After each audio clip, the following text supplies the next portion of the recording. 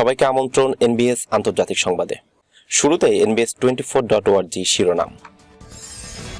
ভারত চীন অন্যের সীমানা অতিক্রমে কে এগিয়ে?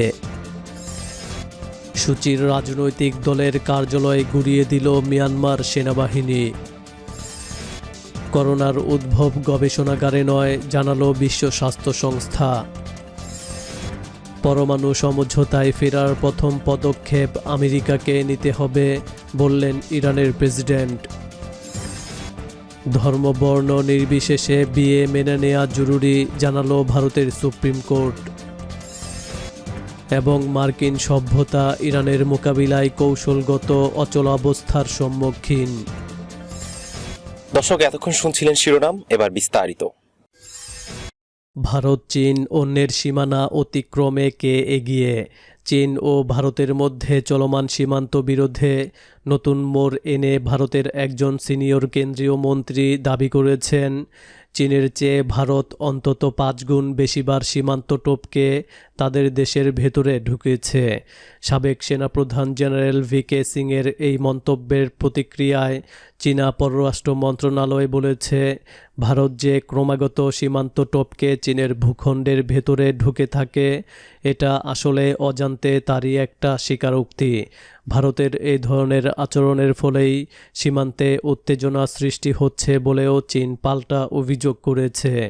আর চীন ভারত সম্পর্কের দিকে নজর রাখা পর্যবেক্ষকরা বলছেন, সীমান্তে উত্তেজনা নিরসনের জন্য দুই দেশের সামরিক ও কূটনৈতিক স্তরের আলোচনায় যে বিশেষ লাভ হচ্ছে না, এই কথাবার্তাতেই তা প্রমাণিত।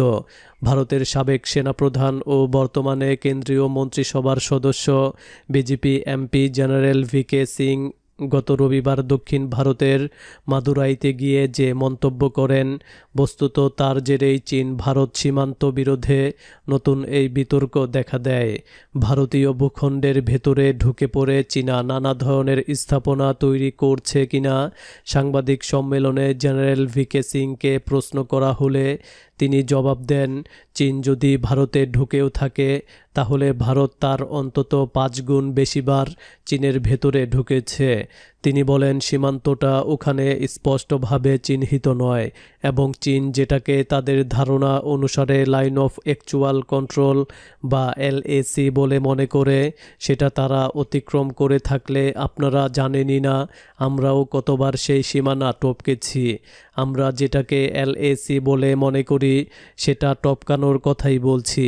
যদিও ভারত তা কখনো ঘোষণা করেনি, চীনা সংবাদ মাধ্যমও তা কভার করেনি, কিন্তু এটুকু আপনাদের বলতেই পারি, চীন যদি ধরে নেই 10 বার LAC টপকেছে, তাহলে আমরাও কম করে 50 বার সীমানা টপকেছি। তার এই মন্তব্যকে প্রায় লুফে নিয়ে পরদিনই চীন প্রতিক্রিয়া দেয়।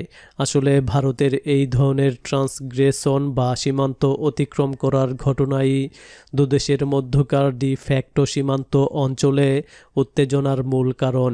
বেইজিংয়ে পররাষ্ট্র মন্ত্রণালয়ের মুখপাত্র ওয়াং ওয়েনবিন বলেন, ভারতীয় পক্ষ আসলে তাদের অজান্তেই একটা স্বীকারোক্তি করে ফেলেছে।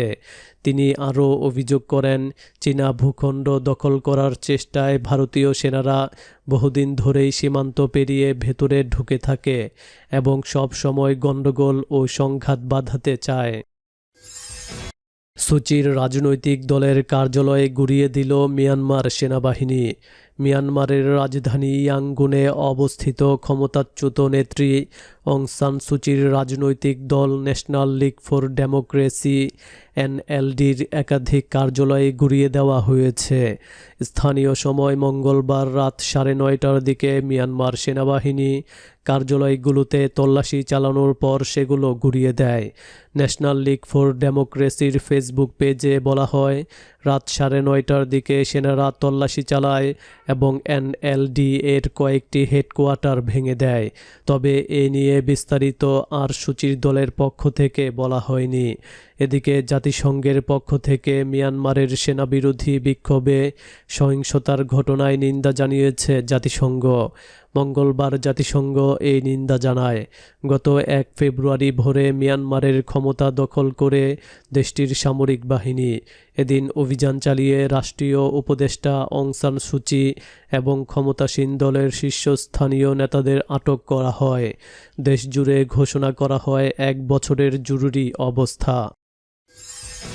করোনার উদ্ভব গবেষণাগারে নয়, চীনের উহান শহরের গবেষণাগার থেকে করোনা ভাইরাসের উদ্ভবের বিতর্কিত তথ্য নাকচ করে দিয়ে বিশ্ব স্বাস্থ্য সংস্থা WHO বিশেষজ্ঞরা বলেছেন, গবেষণাগার থেকে করোনার উদ্ভবের সম্ভাবনা খুবই কম। করোনার উৎস শনাক্তের জন্য উহান সফরে যাওয়া সংস্থাটির বিশেষজ্ঞ দল মঙ্গলবার এক সংবাদ ব্রিফিংয়ে এই দাবি করেন। 2019 সালের ডিসেম্বরের আগে উহান থেকে করোনা ভাইরাস ছড়িয়ে পড়ার তথ্য প্রমাণও অপর্যাপ্ত বলে দাবি করা হয়েছে। বার্তা সংস্থা AFPর খবরে বলা হয়েছে, করোনা ভাইরাসের উৎস শনাক্তে WHOর একটি তদন্ত দল বর্তমানে চীনের হুবেই প্রদেশের উহান শহর সফর করছেন। WHOর ওই তদন্ত কাজের সঙ্গে যুক্ত রয়েছে চীনের একটি তদন্ত দলও। WHOর তদন্ত দলের নেতৃত্ব দিচ্ছেন পিটার বেন এমবারেক। মঙ্গলবার উহানে সংবাদ ব্রিফিংয়ে তিনি বলেন, তদন্তে নতুন তথ্য উদ্ঘাটন করা হয়েছে, তবে করোনার প্রাদুর্ভাবের চিত্রের নাটকীয় কোনো পরিবর্তন হয়নি। মানবসৃষ্ট উপায়ে নয়, প্রকৃতি থেকে করোনার উদ্ভব এমন ইঙ্গিত করে এমবারেক বলেন, বাদুড় এই ভাইরাসের প্রাকৃতিক বাহক, তবে বাদুড়গুলো যে উহানের তা নিশ্চিত নয়। মানুষের মধ্যে ভাইরাসটি ছড়িয়ে পড়ার বিষয়ে গবেষণাগারের দুর্ঘটনার তত্ত্বের ব্যাখ্যা করা প্রায় অসম্ভব, তাই ভবিষ্যতের গবেষণায় বিষয়টি অন্তর্ভুক্ত হবে না। পরমাণু সমঝোতায় ফেরার প্রথম পদক্ষেপ আমেরিকাকে নিতে হবে। ইরানের প্রেসিডেন্ট হাসান রুহানি বলেছেন, আমেরিকা পরমাণু সমঝোতা থেকে বেরিয়ে যাওয়ায় এবং ইউরোপ এই সমঝোতা রক্ষা না করায় তার দেশও এটির বাস্তবায়ন থেকে ধীরে ধীরে সরে এসেছে। তিনি ইসলামী বিপ্লবের 42তম বিজয় বার্ষিকী উপলক্ষে মঙ্গলবার তেহরানে নিযুক্ত বিদেশি রাষ্ট্রদূতদের সঙ্গে এক বৈঠকে একথা জানান। হাসান রুহানি বলেন, যেসব দেশ গত 3 বছরে পরমাণু সমঝোতা পুরোপুরি লঙ্ঘন করেছে, এতে ফেরার জন্য তাদেরকেই অগ্রিম পদক্ষেপ নিতে হবে। তিনি বলেন, গত 42 বছরে ইসলামী বিপ্লবের বার্তা ছিল একটাই, শান্তি, স্থিতিশীলতা ও বন্ধুত্ব সৃষ্টির সংলাপ। রুহানি বলেন, ইরান এই 4 দশকে 2টি যুদ্ধে বিজয়ী হয়েছে। এর একটি ছিল ইরাকের চাপিয়ে দেওয়া সামরিক যুদ্ধ এবং দ্বিতীয়টি আমেরিকার চাপিয়ে দেওয়া অর্থনৈতিক যুদ্ধ। করোনা ভাইরাসকে বিশ্ববাসীর জন্য এক বড় পরীক্ষা হিসেবে আখ্যায়িত করে ইরানের প্রেসিডেন্ট বলেন, এই পরীক্ষায় আমেরিকার সাবেক ডোনাল্ড ট্রাম্প প্রশাসন ইরানের মোকাবিলায় উত্তীর্ণ হতে ব্যর্থ হয়েছে এবং বর্তমান বাইডেন প্রশাসনকেও এখন পর্যন্ত উল্লেখযোগ্য কোনো পদক্ষেপ নিতে দেখা যায়নি। ধর্ম বর্ণ নির্বিশেষে বিয়ে মেনে নেওয়া জরুরি। আইন করে আটকানোর তো প্রশ্নই নেই, বরং ভিন্ন ধর্মে ও বর্ণে বিয়ে মানতে শিখতে হবে সমাজকে। লাভ জিহাদ ইস্যুতে এবার এমনই মত জানালো ভারতের সুপ্রিম কোর্ট।